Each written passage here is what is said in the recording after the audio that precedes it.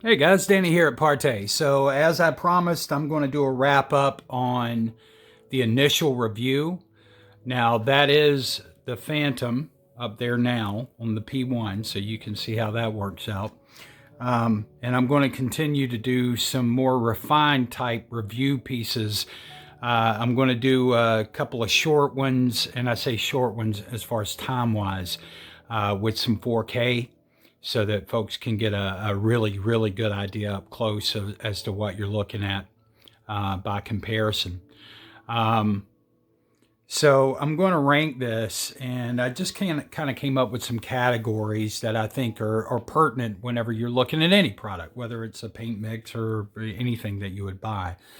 And that's going to be engagement, which is, are they easy to engage with? Or, can you find what you're looking for? Is the information that's provided to you clear?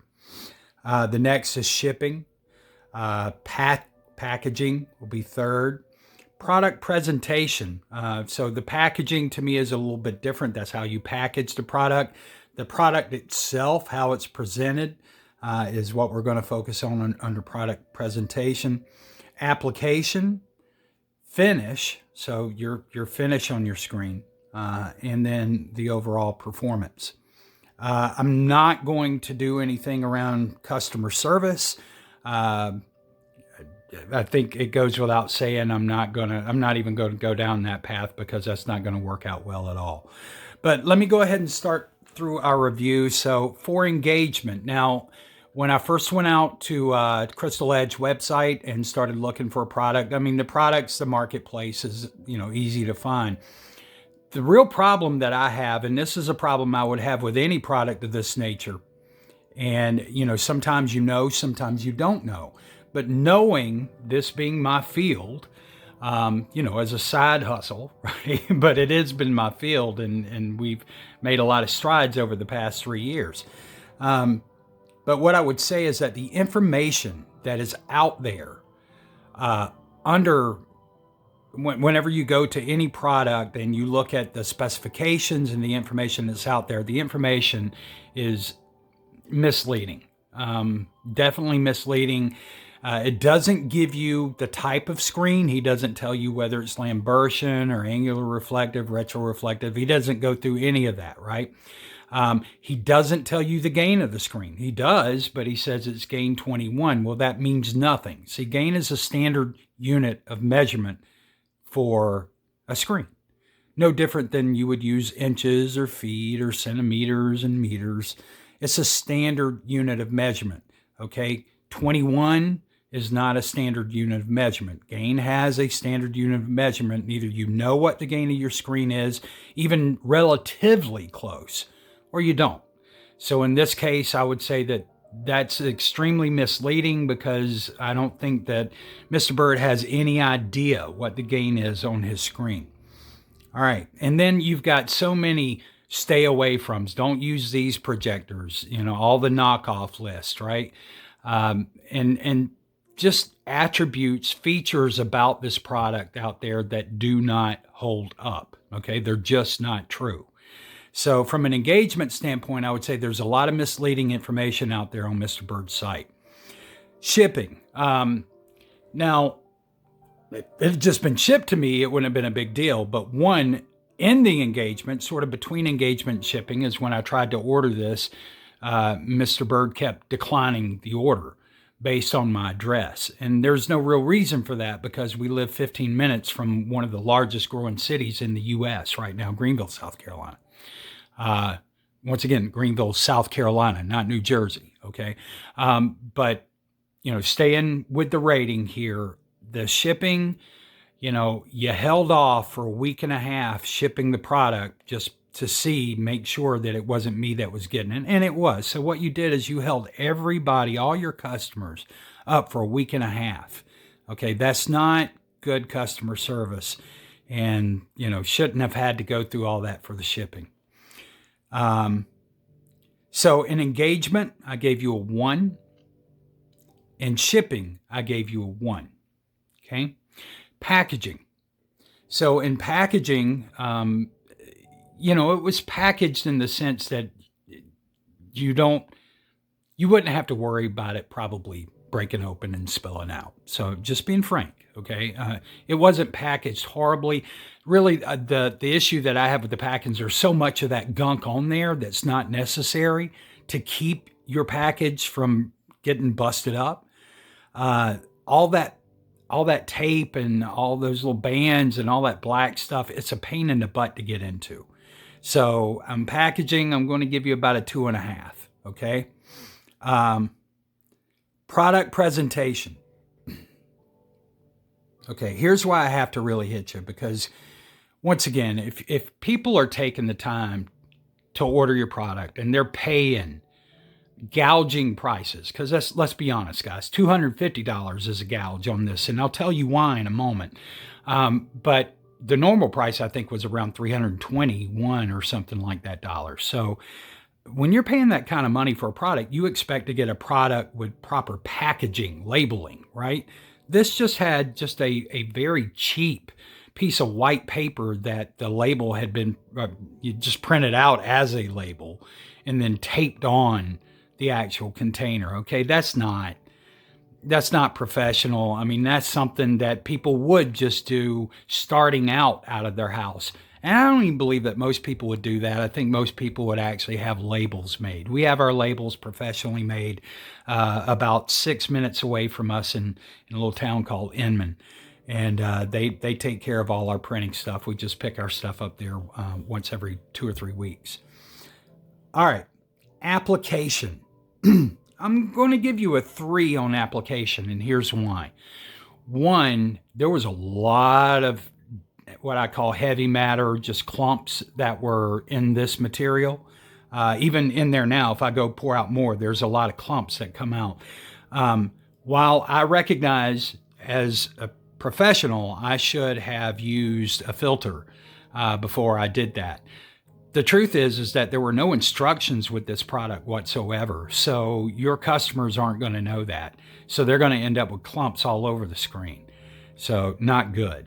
Okay, not good. And there's a reason why that it's as clumpy as it is. I'll be part of what I get to in a minute. Application-wise, outside of the clumpiness, it went on like a paint would go on, right? No different. So it wasn't anything special. This ties into the next category, which is finish. The finish, because of the clumps and everything, the finish wasn't good. But even without the clumps, it's just a Lambertian dry matte finish. The finish is no different than you just doing a black paint. And I can tell you, and I'll show you this, now whenever I take that off, if you rub up against the surface of it with something, even lightly, it just leaves like a little ash trail, right? Like any kind of matte dry paint would do. It just kind of, you take your fingernail and just kind of run across it and it'll leave a little white mark or lighter mark. So the finish is not so good. So on application, I'm going to give you 3, but on finish, I'm going to give you 2. I'm going to give you better than 1 because I've seen some things that could actually be worse, but we'll give you 2. And that's, to me, that's very fair. Because 1, it's not a great finish. It's nothing near a professional screen finish, not even close.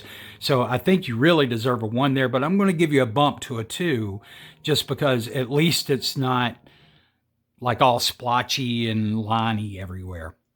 And then in performance, I think you guys know it's going to be a 1. And the reason for that, guys, is because there's really no major performance here. It's a little grade above just a standard black flat that you would probably, paint on something. I could take, and I'll do this for him towards the end before I ruin the panel.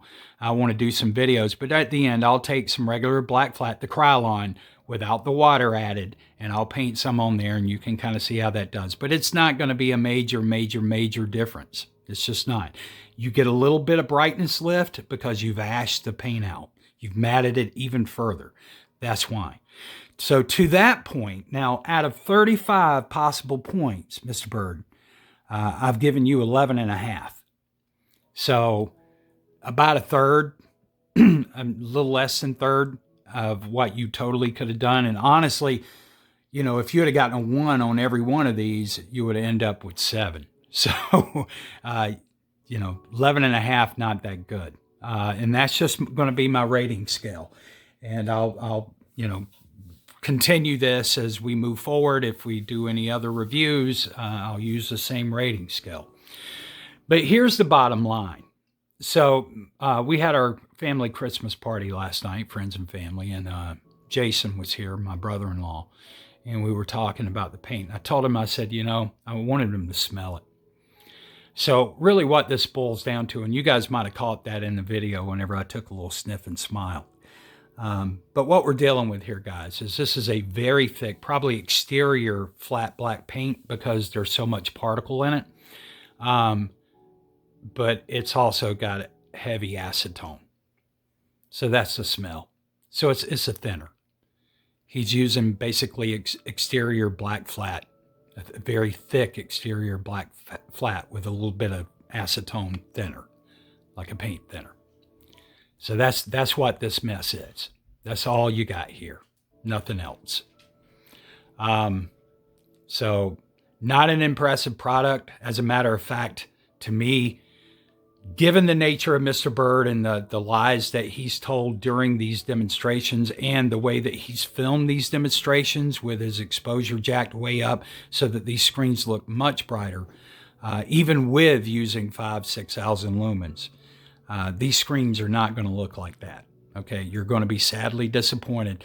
It looks better right now in the camera, right here, than what it actually looks. If I try to adjust here, I'm going to real quickly. That's not what my screen looks like. It's a little brighter, but that's closer to what his looks like. You got an image. It's an image, but it ain't a good one. Not a good one at all. Let me, hold on just a second here, guys. I'm going to move our panel. Try not to.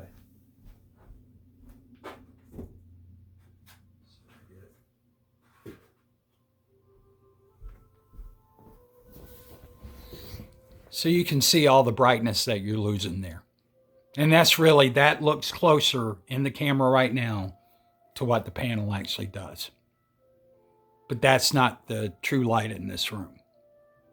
So if I go back to true light, here we are. But you can see it's a very, very dark panel. Just a matte black panel.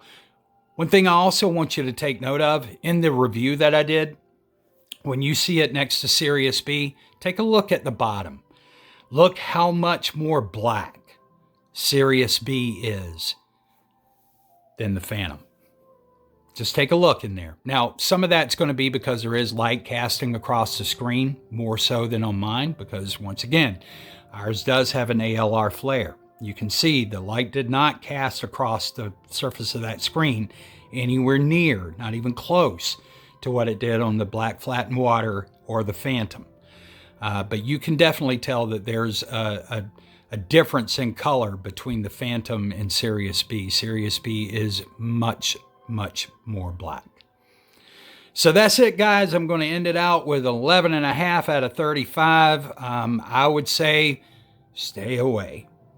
We all know this. My opinion hasn't changed, but just to formalize it, nothing came in that was impressive, and I would just stay away. All right. You guys take care, and we will talk to you soon.